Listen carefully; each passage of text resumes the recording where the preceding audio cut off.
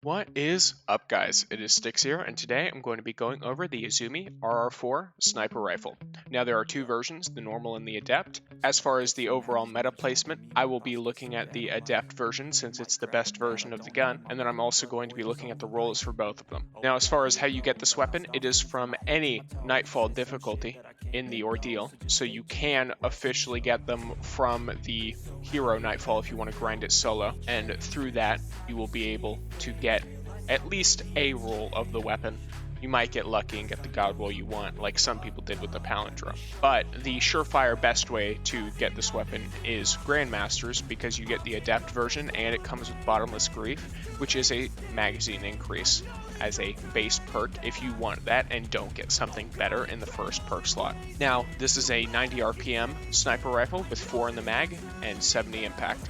It's a solar damage weapon as well, so it is very nice for a lot of those strikes that have far range enemies, kind of like the inverted spire and some solar shields. As far as the best perks to get on this weapon, you would want fluted barrel or polygonal rifling in the barrel slot, due to fluted barrel giving a large handling increase and a small stability increase, and polygonal rifling giving a large stability increase. This just overall improves the consistency if you need to fire multiple shots, which you will for any boss damage and most likely for champions as well.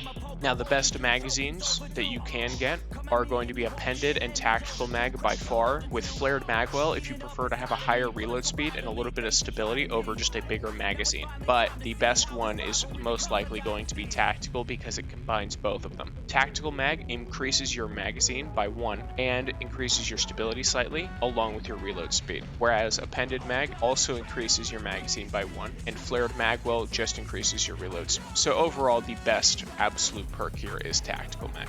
Now, as far as your best first perk, there are a couple of options here.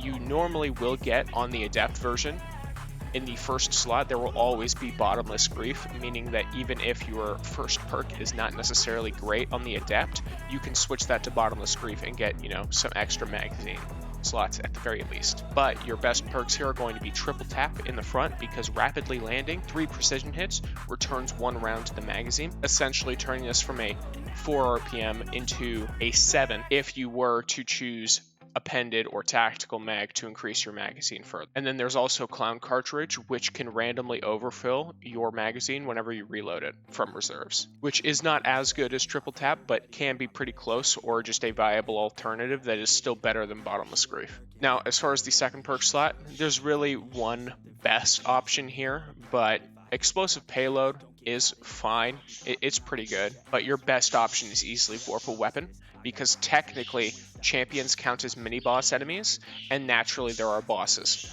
So for boss damage, for champions, all that stuff, Vorpal Weapon is your best shot. If you really want Demolitionist for some lower difficulty stuff, feel free, but realistically, what you're going to want there is Vorpal Weapon.